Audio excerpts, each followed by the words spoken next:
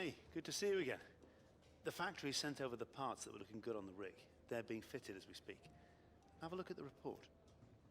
Hello everyone and welcome back to F1 2017 Career Mode episode number 2 in the Chinese Grand Prix. We have gotten a upgrade, which is a durability upgrade to start the episode off with, which is quite nice to hear, fitted without any problems and all. We also have 2 more going for Bahrain, and in the last episode in Australia we got 4th place, which is quite good for a first episode. If you haven't seen it, go check it out already. What are you doing with your life? But let's go into practice and have a look at what the cars are like now. Morning, and I hope you're as excited as we are for today's practice session here at the Shanghai International Circuit. This 5.45 kilometre track provides both low-speed cornering and a long high-speed straight, a combination that will challenge even the most experienced driver.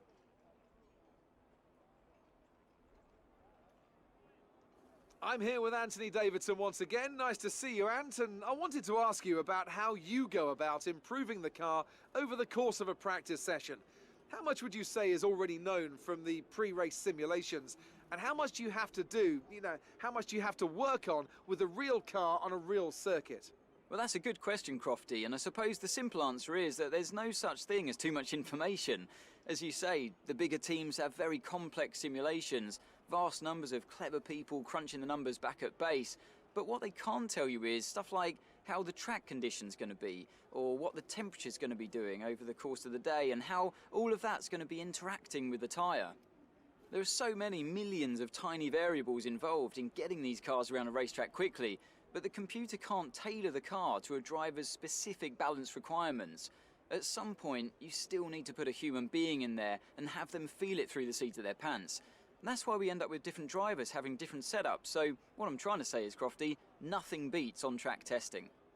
So here we are in practice 1 doing some track acclimatization, going through the corners, getting some research points with those purple gates, all the way through the corner. It's not really interesting, but practice 1, the results were not looking too good. Kevin got 7th, but we got 15th, which is not the best, and especially because in practice 2 I've ran a little bit too much, ran on the grass, got the car unstable and had a bit of a tangle into the wall, going sideways across the finish line. We did get some research points for it, but not much. But let's have a look at the goal for qualifying. Hi, how are you? I'm just passing on your qualifying goals for this weekend.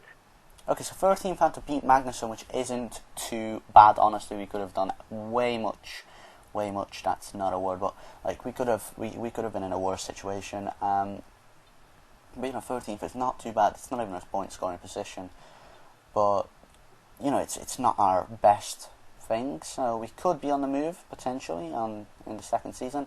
You guys tell me you are, but right now Renault's looking pretty good to me. So is Red Bull, but that's too much of a big step up, so let me know. I'd like to welcome you from wherever in the world you join us today for this F1 qualifying session here in Shanghai, China. And I'm here, of course, with Anthony Davidson on what has turned out to be a very pleasant day indeed. No weather to interfere, no problems on the track, so absolutely no room for error. That's right, Crofty. It's looking good out there at the moment. Each team will have their own game plan for this session, and of course, once the cars leave the garage, they'll be under parc fermé conditions, so any last-minute adjustments need to be done right here and now. Beyond that, it's all up to the driver. Who can keep their tyres in the right temperature? Who can hit their apexes? No race fuel on board these days, of course. These are the fastest cars we've had in a long, long time, and it's right here in qualifying where they're at their absolute peak. Let's get started. Amen to that. Let's get started. First off, we gotta check the weather, for everything, but it seems like it's going to rain towards the end of quali, which isn't too bad. We have some time on the slicks, but let's have a look at the setup just one last time, and it was on the custom setup, which is what we needed. So let's hurry out before the rain actually starts falling. Just let's have a look, and yeah, it's starting to get really slippy in quali 1, and honestly we've came out at a really good time, because the rain started falling. We were on the slicks, we were going to be the fastest people around, but Kevin only just came out the pits, which is a horrible look. But you know, we've got 7 at the moment, but I don't think we could improve on the time. As you can see, our delta is not looking good at all. And at the end of the session, we got 10th place, and Vettel got 13th, Hamilton and Bottas got 14 or 15, just about like escaping, you know, into quali 2, except Kevin couldn't. Kevin got 19th, so he's going to have a horrible race tomorrow just because he came up too late in quali 1, so I'm not wishing him any, you know, bad luck or anything, but oh boy. But yeah, after the second quali session, which was in the wets, we came 12th, which is 1 place above our objective, which is pretty good, and we got some research points in the bag as well. And obviously we are leading the rivalry between me and Magnussen by a mile. But let's have a look at the agent. Hi, it's Emma here. Just wanted to let you know what the team are hoping for in the race. And it is 15th, right? So it's just 15th, so we could lose 2-3 places potentially in the race. We're not going to, but you know, we could and get away with it, but hopefully we're not going to, right? So we're better than that. But without any further ado, let's go to the race. Ever since the Sauber of Felipe Massa passed Jenson Button into turn 1 at the very first Chinese Grand Prix in 2004, Shanghai has consistently provided close racing and extraordinary memories. It's where Lewis Hamilton effectively lost the title in his rookie year, and it's where Nico Rosberg claimed Mercedes' first win of the modern era in 2012.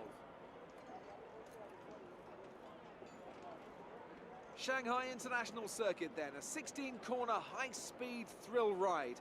The long and ever-tightening right-hander at turns 1 and 2 tests a driver's patience, and the flat, open to the elements location, tests their skill in a crosswind. 2 DRS zones will assist passing, and overtaking is available into turn 1, and of course down the kilometre-long back straight into the hairpin at turn 14. Joining me once again to take you through this race is the effervescent Anthony Davidson, and I'm very much looking forward to it getting underway. You raced here, of course, didn't you, back in your Super Aguri days in that infamous Chinese Grand Prix of 2007? Yeah, that's right. I didn't last that long though, unfortunately. Qualifying had gone pretty well, but my brakes failed quite early in the race, around lap 10 or 11, something like that. And of course, back in 2004, I was the very first Formula 1 driver to complete a lap of this circuit. Just thought I'd mention that for you, Crofty. You like a good stat.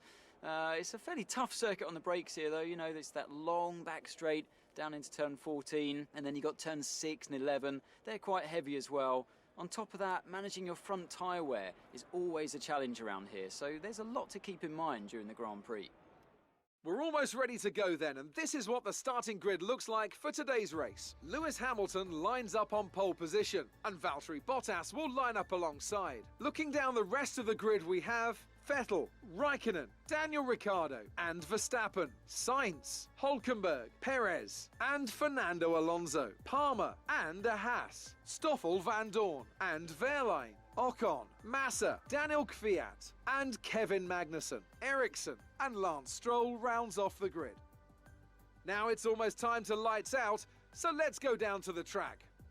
Okay, you've qualified higher than we expected, so let's try to build on this position throughout the race. Planning on to, Jeff, don't worry about it. Let's have a look at the strategy. You know, we're looking to, you know, just get a hang of the strategy, you know, take the fuel down to be faster at the start of the race.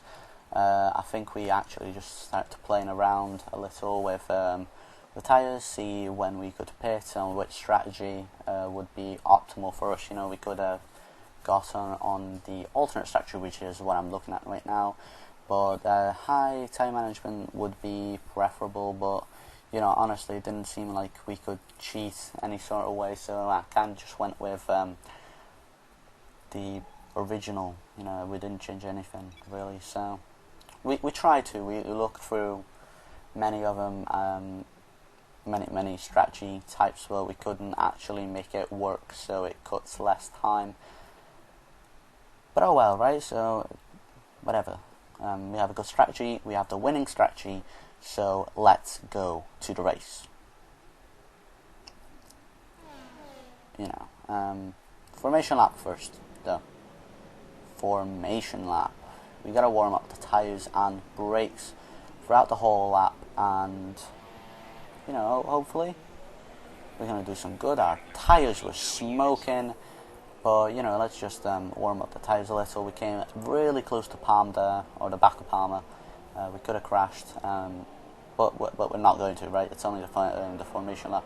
It's not yet time to crash. Let's just slow down into the hairpin and get around the corners first. But yeah, let's get ready for the race. Everyone put their seatbelts on. 5 red lights. We just went out. We got a much better start than Palmer, and you know, we could potentially go down the inside of Alonso into turn 1, which we are going to. Or can we go down the inside of Hulkenberg and Perez as well? Yes, we did. Came really close to Ricciardo there, just about getting a hold of the position. Can we go around Sainz? No, we cannot. Just, you know, marginally missing Verstappen just before, and we could dive Sainz into turn 3, which we might just do. And can we get it? Can we get it across? Yes, we can. We got it on down the inside, and we are P7 behind Verstappen. You know, P7 from P12 in like 3 corners, so it's pretty good. But it's lap 3 now. Nothing really happened since lap 1, except there's a yellow flag now. Who's out? Something happened. Sainz isn't behind me anymore because Sainz went out of the race, potentially with an engine failure. Let's have a look. Yes, his engine is smoking and he pulled off to the side, which is a heartbreak for him. But it's lap 7 now. Really, it's a boring race so far. Nothing really happened. So, yeah. Kevin's dropped out of the What you race. say? That you only meant well, 'cause you did. Heartbreaking stuff, right? But was it an engine failure? I swear, if it's an engine failure, this is race number 2. He just pulled off to the side and retired. Wow. I just can't really say anything. But a few laps went by since, and we're in the pit stop phrases now. This is Palmer right in front, or right behind Ricciardo, who actually I think may pull to the side because engine failure, right? So yeah, there's Ricciardo just pulling off to the side. He's not in the best spot for parking since it's just outside of the pit exit, so it's not the best. It's not the best parking spot. It's lap 16 now, and Alonso's actually trying to catch up. He's getting really close, but you know, we're racing down into the hairpin, and I actually missed the braking point a little, make a mistake, go off to the side, actually allowing Alonso to go past me, which is you know, it's quite frustrating, and you know, want to take back the position a little too aggressively. And you know, I've been trying to catch up with him into the turn 1. Maybe I could, you know, just use a lunge, just dive up the inside of turn 1, which I have actually attempted, but it was a little too aggressive. Couldn't slow down and actually force them off the track there a little bit. So you know, I tried braking a bit late, but I just pushed them off the track. It's not, you know, he got on the grass a little. But he didn't lose out too much time. He slotted back behind me. But it's lap 17, it's just a lap afterwards, and Verstappen's still in front of us, but it is actually pitting. God, that's really good for us. Can we take his position while he's in the pits? He just came out, maybe down the inside or the outside in turn 1 actually, which we have done. So we're into P5, everyone. P5 out of 17. We're doing really good. We're actually in front of Verstappen. We just need to get a hold of this position and not let go. So we're protecting it with everything we have, but Verstappen's going down the inside of us into the hairpin, but we got it just around the outside, protecting it. It's lap 21 now. It's been quite a boring race, but wow, it's now Ocon trying to go down my inside. Once again, barely holding on to position number 5 in this race. It's been really difficult fighting these two, and they've actually been fighting themselves, and Ocon was obviously right behind me, but Verstappen took back the position. I kind of got a little bit of oversteer in that hairpin, and allowed Verstappen to go down my inside into the last corner, but I've still got hold of the position. Now Verstappen's actually trying to go around the outside, which is a new tactic for them, but it's not really working out. Actually, seeming like Ocon went down, Verstappen inside, right? In this position, let's have a look at it again. Yeah, you have to slow down, and Ocon is just popping in on the inside, saying hello and goodbye, taking his position in position number 6.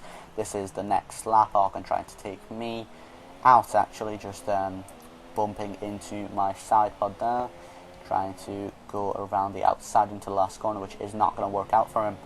I've been fighting these two guys really hard, and I've lost a bunch of time to Bottas.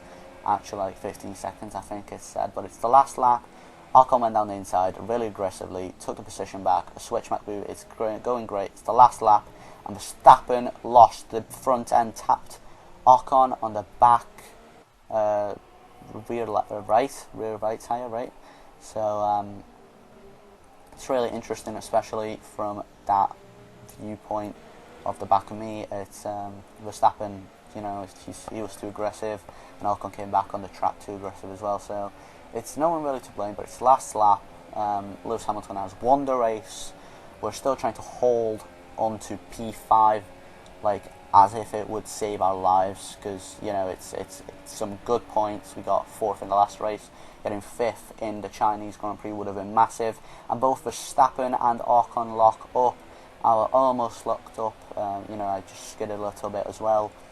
But around the last corner, going through the finish line, we got P5. Thank you for all your hard work out there. That was a strong drive and a good finish. Well done. So, another fantastic victory for the Silver Arrows. So, Ant, how exactly did they set themselves apart from the pack today? Well, I'd say it's just raw pace, plain and simple. I mean, we could sit here and talk about strategy all day, the overtaking, looking after the tyres, but at the end of it all, if you want to win, you need a package that's got the speed over everyone else, and that's exactly what they had today. And here are our podium drivers today after that excellent race. They've excelled here, as they so often do, and it's a well-deserved victory. Mercedes, then, are on top today.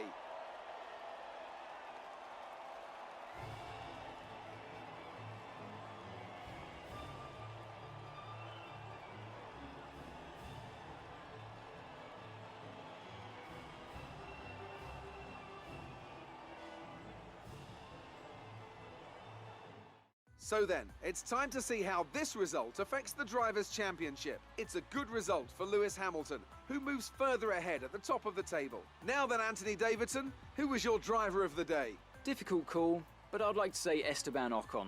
Do you mean Esteban Ocon? I deserve that. I went from P12 to number 5 in a Haas. Unfortunately, Kevin has actually went out, and I know I'm talking over those dudes, but I don't really care. We're doing, we've done a fantastic job. I deserve that driver of the day, but it doesn't really matter after all. But, oh well, we've defended really hard, and we're actually staying in P4,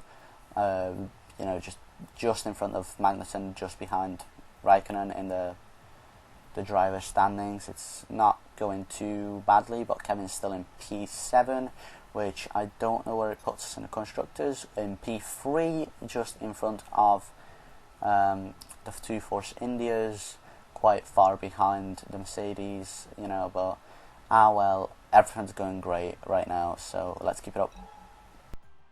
And here are our resource points, which actually puts us at 868, which is really good, and we're also leading the rivalry, so we're actually overachieving as well, so everything's going fantastic at the moment. But I'm going to leave this video here, so thank you guys so much for watching this video. If you liked it, press the like button, it helps me out so much. Don't forget to comment and subscribe, and I will see you guys in the next video. Goodbye.